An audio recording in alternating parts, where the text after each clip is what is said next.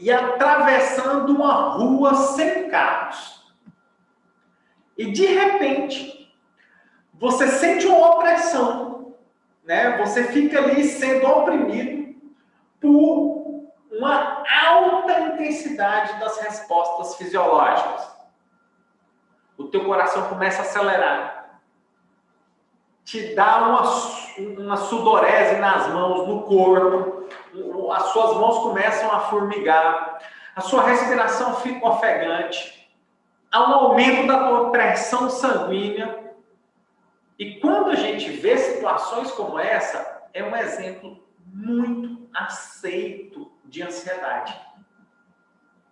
Por exemplo, que ocorre com agorafobia, com transtorno do pânico, um ataque de pânico, né, inesperado. Ocorre. Isso é muito aceito na comunidade científica como ansiedade. Tá? Agora, vamos imaginar a mesma situação. Você está lá caminhando pela mesma rua e quase é atropelado por um carro. Essa situação produz a mesma fisiologia. Teu coração acelera, tem sudorese ali nas mãos, tua respiração fica ofegante. Enfim.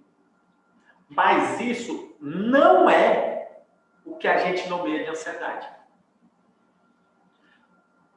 Essa segunda opção que eu trouxe aqui para vocês é um exemplo de medo. Porém, ambos são relacionados pela fisiologia. E ambos evitam e são separados por uma realidade de ameaça. Tá? Outra situação muito específica que parece ansiedade é quando a gente está na presença de um reforçador. Quando você está na presença de um reforçador, após um longo período de privação.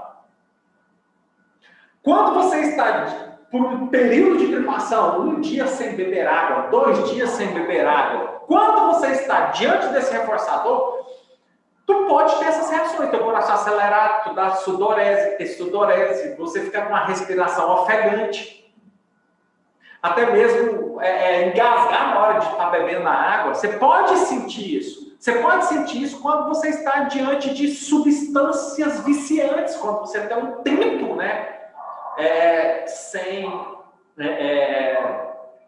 um tempo, tá fugindo a palavra aqui, o tempo de privação.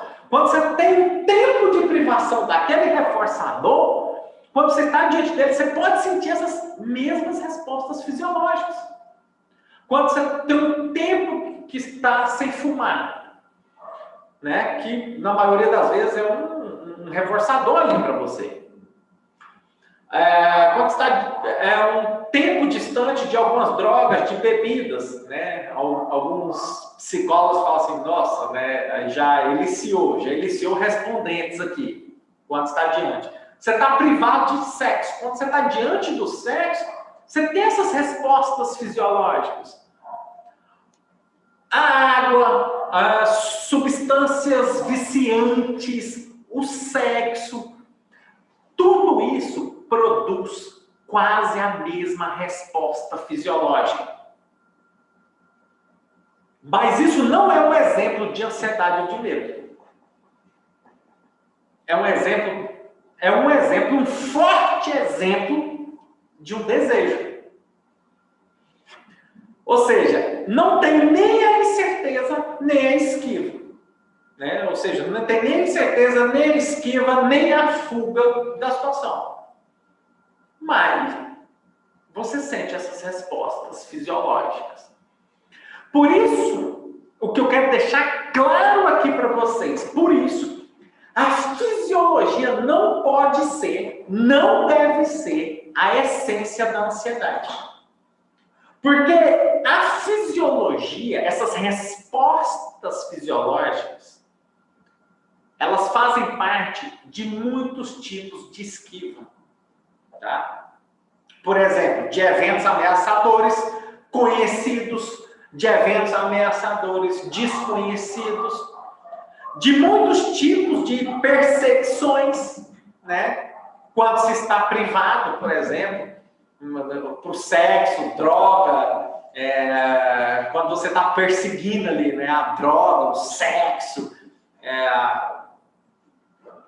você está com sede, está privado ali, o líquido, a fome também, é um reforçador primário. Você está com fome, quando você começa a perseguir a comida, você sente essas respostas fisiológicas.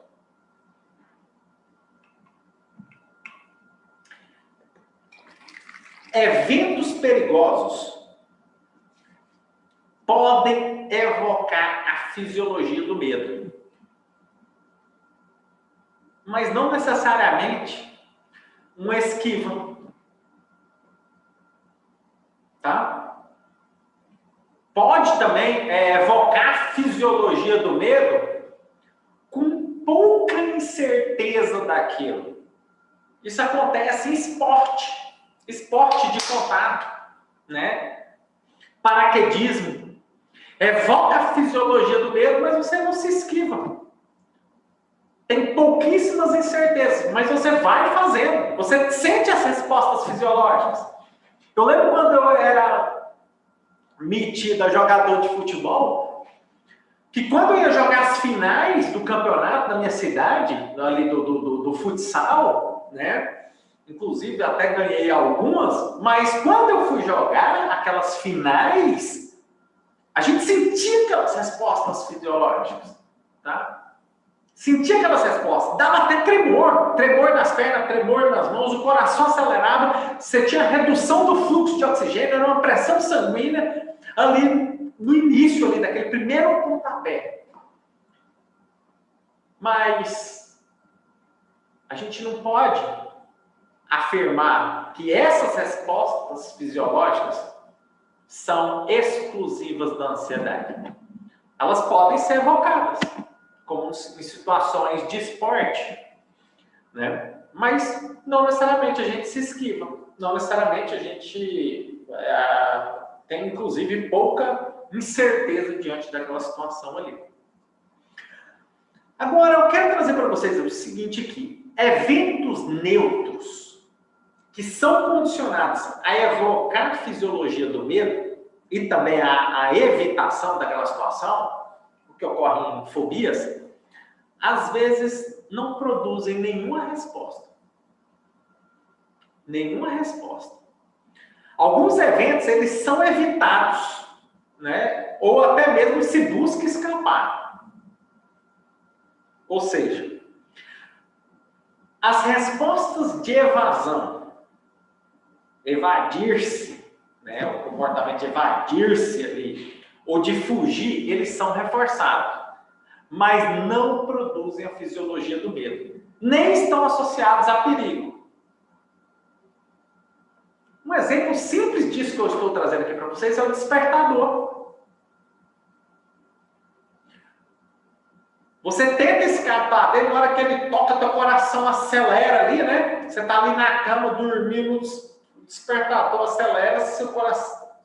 O despertador acelera. O despertador toca. Quando o despertador toca, seu coração acelera ali, sua respiração muda e você precisa fazer alguma coisa, né? Isso ocorre. Você busca até escapar dele, né? Alguns, a gente vê muito em filme, né? Toca o despertador, os caras batem naquele despertador lá. Hoje, basicamente, está tudo no celular. É o que a gente mais utiliza. Outra situação como essa, semelhante ao despertador, quando você encontra com pessoas desagradáveis. Quando você encontra com pessoas desagradáveis, você sente essas respostas também.